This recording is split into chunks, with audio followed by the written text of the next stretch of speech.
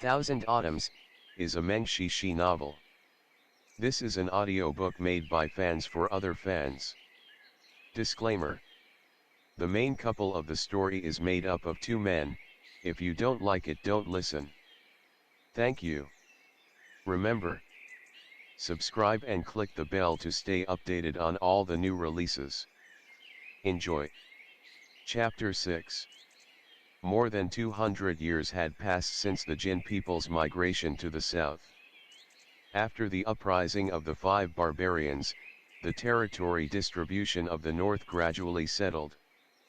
The two countries, Qi and Zhou, occupied the eastern and western regions respectively.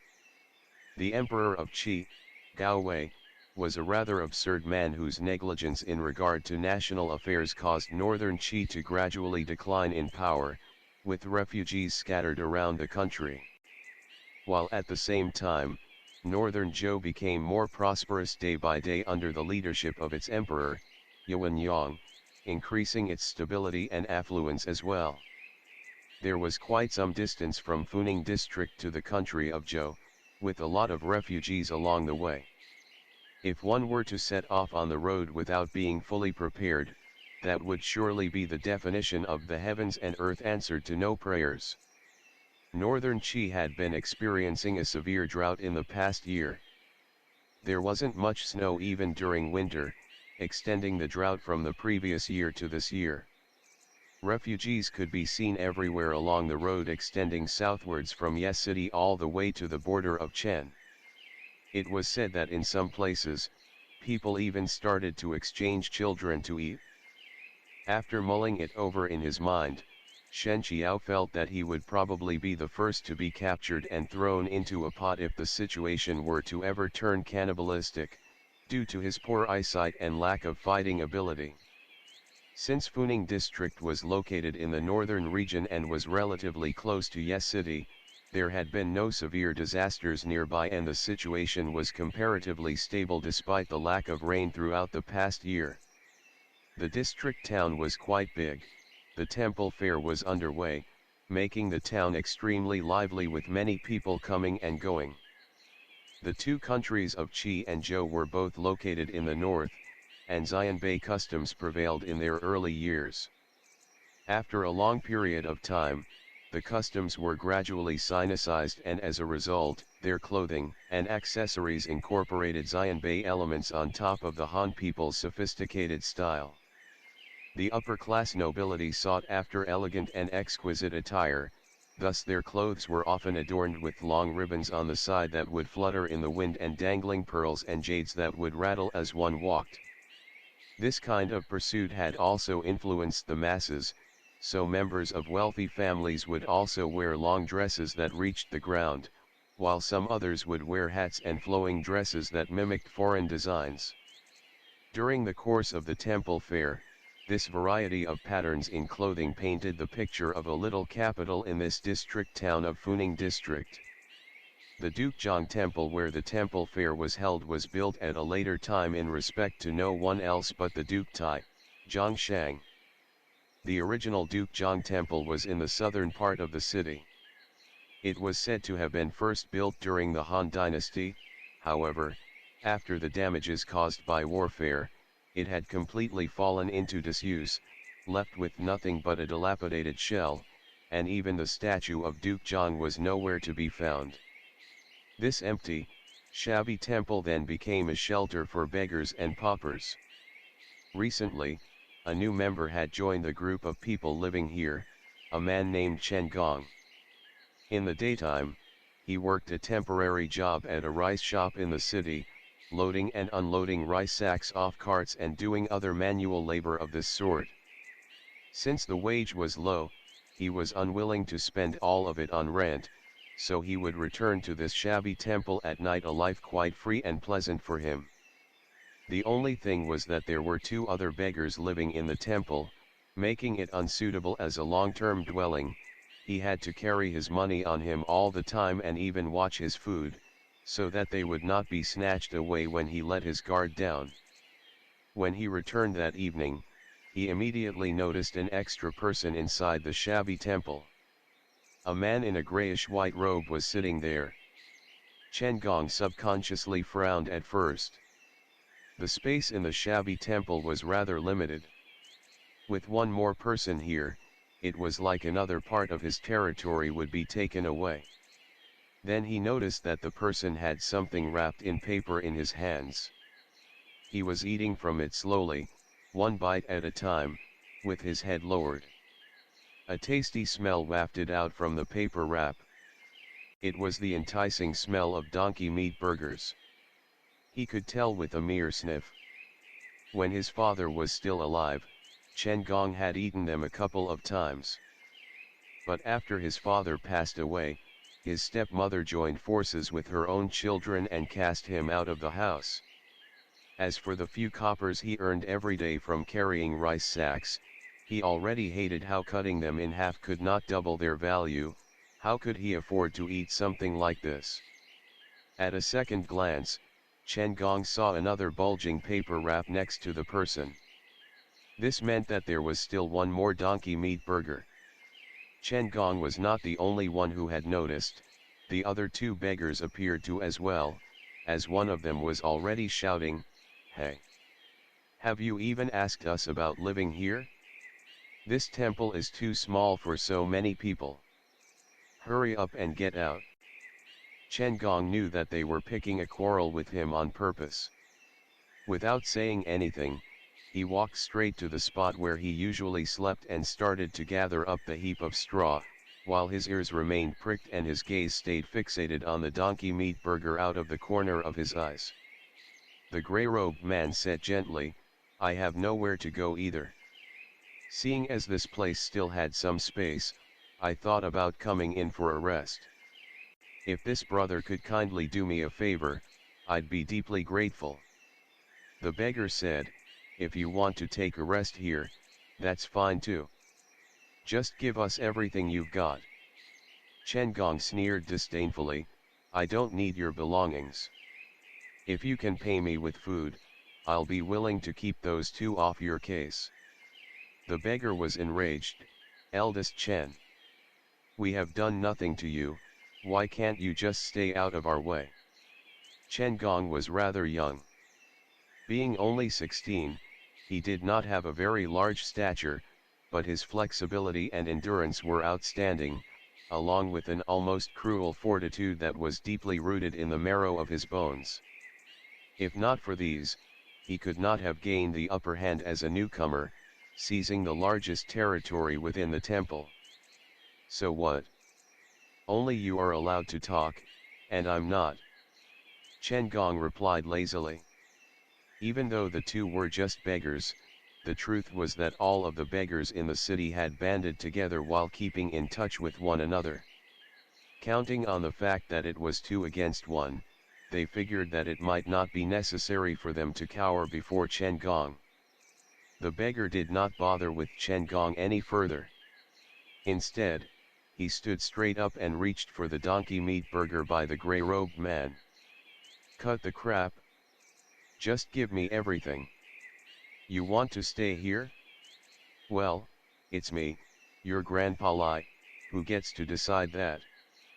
But before his hand could touch the food, someone had already grabbed him by the wrist. The beggar exploded with rage, "Eldest Chen, you're poking your nose into other people's business again. Is wanting to eat some food also getting under your feet?" Chen Gong quickly picked up the donkey meat burger single-handedly. "I want to eat too. How come you didn't ask me?" Right after saying these words, he tore open the paper wrap and took a bite, then said triumphantly, "It's my leftover already. Do you still want it?" The beggar threw himself at Chen Gong, and the latter promptly tucked the paper wrap into his clothes. The two of them grappled with each other. The other beggar joined too, changing the two-person fight scene into a threesome. Chen Gong was neither more powerful nor any taller than the other two, but his secret to winning fights was that he fought at the cost of his life, in other words, very savagely. After trampling ruthlessly onto the stomach of one of the beggars, Chen Gong clapped his hands. Then, with his hands on his hips, he spit, "I've had enough of you two, picking on me all the time just because you were here first. Don't think that I never noticed you secretly spit in my food before. You want more fights? Then come on. I have nothing to lose anyway. If worst comes to worst, the only thing I have to lose is my life. Bring it on if you dare." This recklessness was exactly what his opponent was terrified of. After hearing Chen Gong's words, he glanced at his companion who was still sprawled flat on the ground, unable to get up, and immediately chickened out.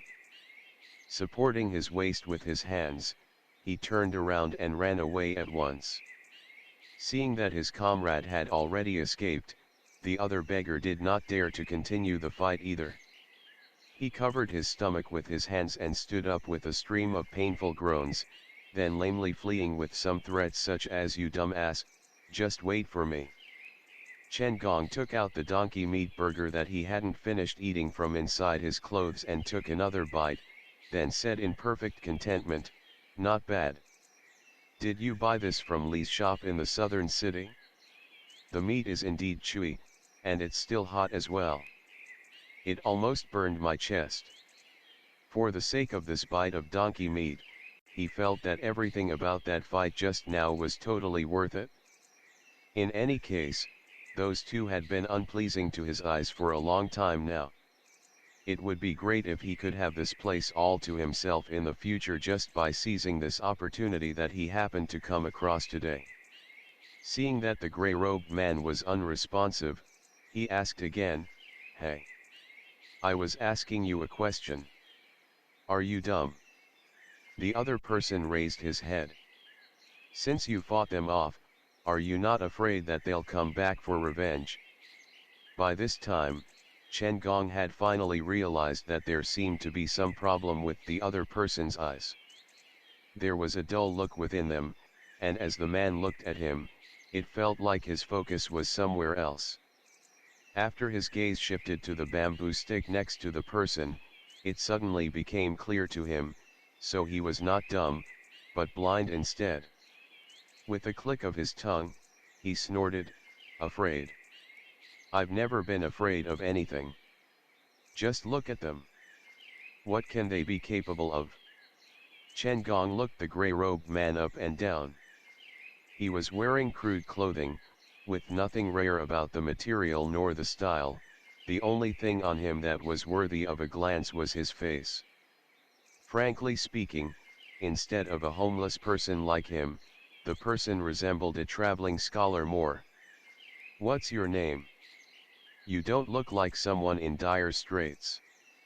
Why did you come here then?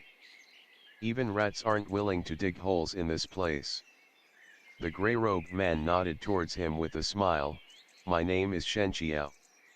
I ran out of money due to my sickness and was thus forced to come seek shelter in this place for a few days. I'll head back home once I save up enough money for the journey. Thank you a lot for driving away those people for me just now. May I know how I should address you?" What Yu Shenjun said was only a half-truth, therefore he could not believe all of it.